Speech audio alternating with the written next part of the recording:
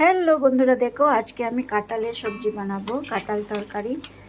আমার কাঁঠাল তরকারি খেতে খুব ভালো লাগে, তাই কেটে ধুয়ে তারপর এটাকে একটু বয়েল করে নেব, তারপর তো পরে দেখাবো।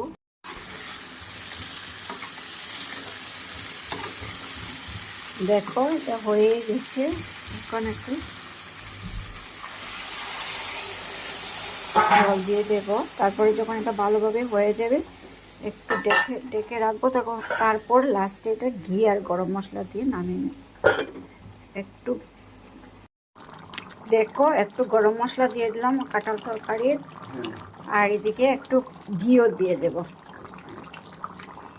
যেহেতু নিরামিষ, তো এটা তো পেঁয়াজ আর রসুন দিইনি, আমি নিরামিষ বানিয়েছি, তার জন্য একটু ঘি গরম মশলা লাস্টে না দিলে ভালো লাগবে না খেতে।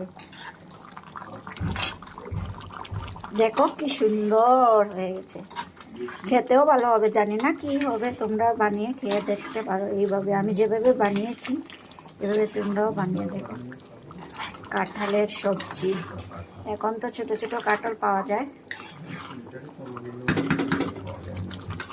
সব জায়গায় পাওয়া যায়, শিলচরে তো বিশেষ করে ভালোভাবেই পাওয়া যাবে। তাই আমি শিলচরেই থাকি, আমি শিলচরে থেকে কিনে নিয়েছি।